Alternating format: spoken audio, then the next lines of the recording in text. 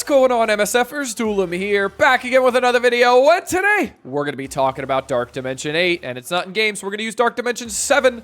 But I had a couple things I wanted to talk about for Dark Dimension 8. First off, I love Dark Dimensions. They're incredible. They're very, very fun. Currently, I am on my second run in Dark Dimension 7 right now, and you can see I'm already on Global. I have had an absolute ball going through this. The first and now the second time, because it's engaging gameplay. And that's what we always get from Dark Dimensions, which I think is the greatest thing. We get engaging gameplay that makes us think, makes us want to reset, makes us want to core, makes us want to save cooldowns, maybe sack a fight and come in the next day with better cooldowns after, you know, Morgan Le Fay's ulted, everything like that. And that's why I think Dark Dimension in general is one of the best game modes Scopely comes out with.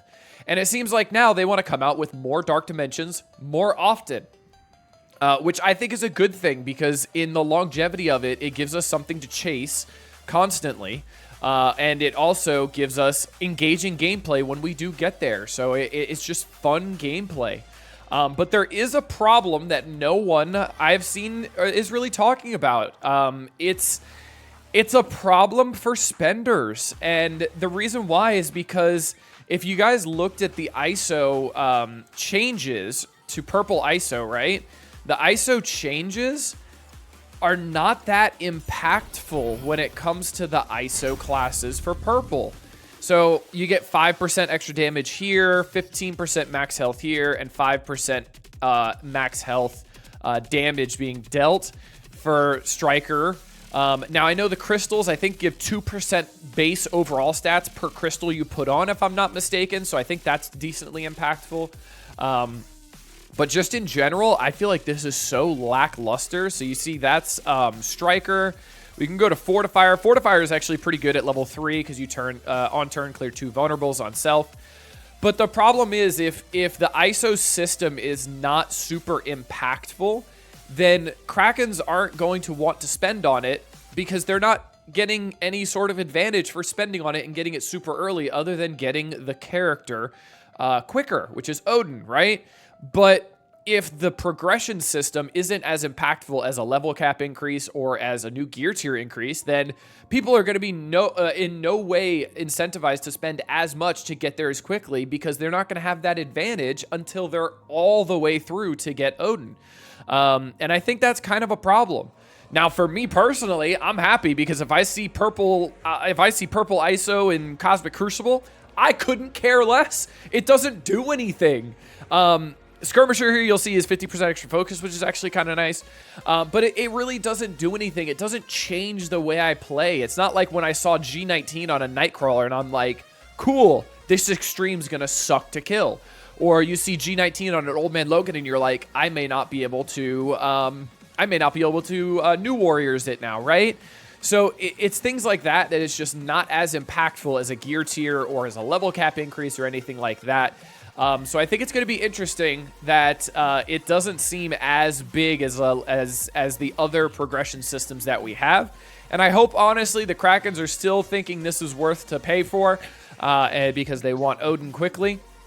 Also, I really like that this progression system is different from DD7. So now that DD8 is on the road to coming, people can continue working on DD7 without hindering their progress in DD8 because they're not connected at all. So I think that's one of the biggest positives about DD7 and DD8 is we can work on them both at the exact same time while still getting more content from Dark Dimensions because, again, that's one of my favorite game modes. So now that we talked about that, let's get into my picks for Dark Dimension 8. All right, City Villain, and City Villain is first, and this one is probably going to be the roughest one, honestly, because most of the City Villain characters are led by a legendary. So you have Superior 6, led by Green Goblin Classic. You can't do legendaries. Black Cat, another good legendary that could be thrown in with Superior 6, but you can't do that because there's no legendary. The other option is Hive Mind. So we obviously have Red Goblin, Carnage, Venom, and Gwenum somewhere here, if I'm not mistaken. Maybe Gwenum's not here. Is Gwenum not city? Oh, she's a hero. That's right. So she's not on this list either. So you have 3-piece Hive Mind. So you do have the speed from Carnage. And then maybe you end up taking like a Craven Lizard just for some protection from them. This section's gonna suck though, gents. As of right now, at least. And now there could be better options coming out. But I would say probably the 3-piece Hive Mind and maybe like a 2-piece Superior 6, because Superior 6 is going to be really good in War for a really long time. They're also going to be really good in Cosmic Crucible for a really long time, so you'll get longevity out of that. The only bad thing about Hive Mind is Hive Mind will fall off once the raids start to change over. And I know we've had data mines about Orcus raids coming, so Hive Mind might start losing some value. So there is that to consider, especially by the time people like us are starting to get into Dark Dimension 8. There might be a lot better picks. So honestly, if I was going off of this now, it would be the 3 Hive Mind characters, and then probably Craven and Lizard would be my choices, because Lizard's a great protector, and he's a super good plug-and-play character. And then honestly, as new characters come out in City Villain, I would start dropping the Hive Mind characters, because like I said, they have less longevity than the Superior 6 members do. So now let's get into City Hero. All right, City Hero, and this one is much, much less oppressive. This is pretty straightforward here. Guess what? Robbie Reyes is coming again. I know, shocker. It's a crazy thought. But yeah, it's going to be Robbie, and then honestly, it's the 4 Spider Society members that's not Ghost Spider. It's going to be Robbie, Noir, Peter B, Penny, and Pav, and the good part about that is Noir's a blaster. We have a blaster in Robbie Reyes. Penny's a protector.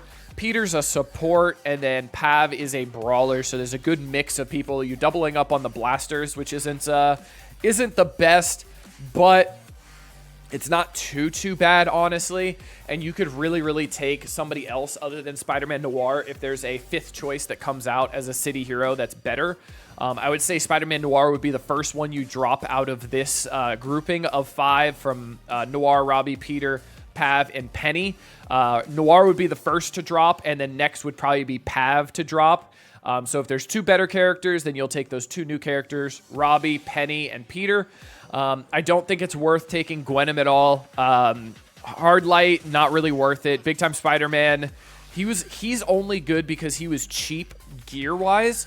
The thing about this, everybody's class takes the same amount of ISO. It's just you don't want to make sure you're bringing the same class over and over again.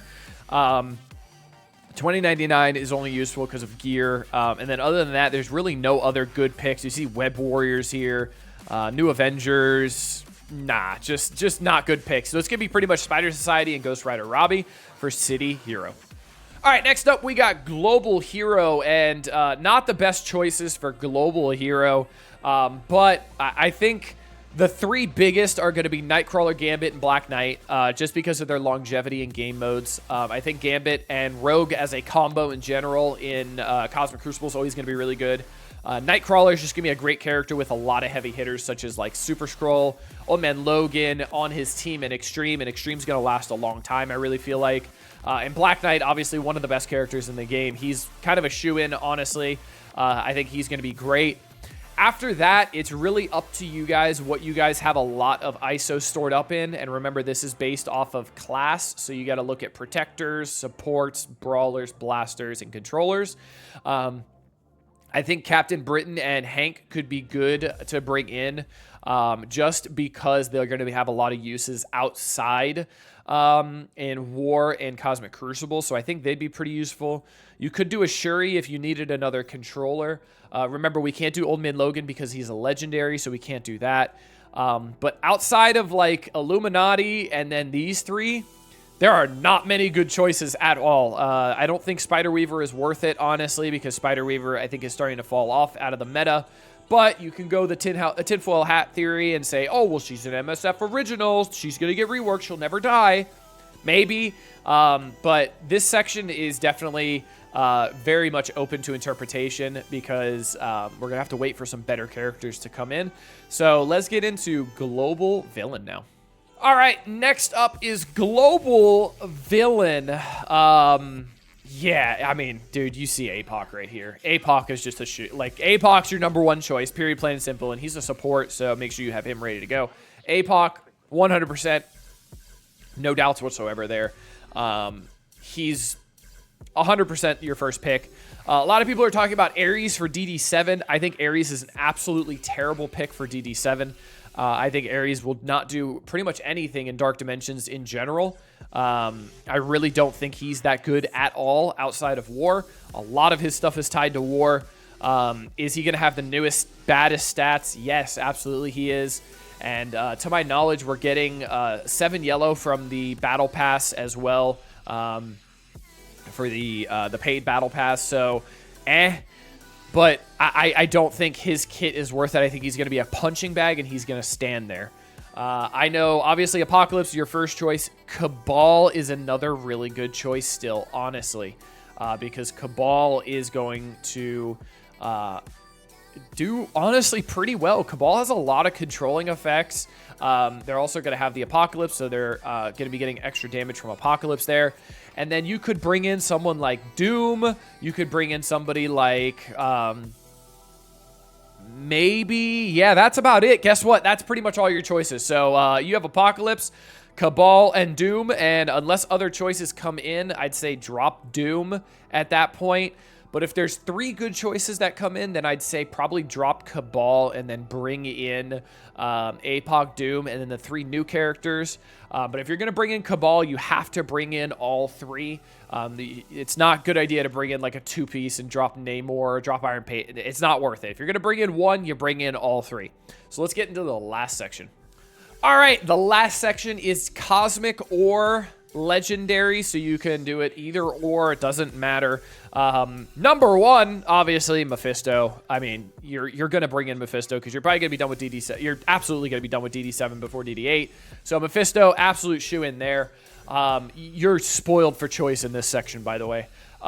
Super Skrull, a no-brainer. So literally, Super Skrull, Mephisto. You could probably do Kang would be a really good choice here. Kestrel, another really good choice. And then probably another hero to come in here. The thing is, though, you might want to do the Annihilators. But if you do the Annihilators, they're all villains. So then you won't get the bonuses for Super Skrull from the hero side of things. But the hero side of Super Skrull's bonuses are the worst side of them for sure. So you could absolutely do the 3 new characters, Super Skrull and Mephisto. I think Kang is still just a fine choice, honestly, because we have picked a lot of brawlers so far, and that's Thanos Endgame. Again, Gladiator would be a pretty good pick because he's a protector.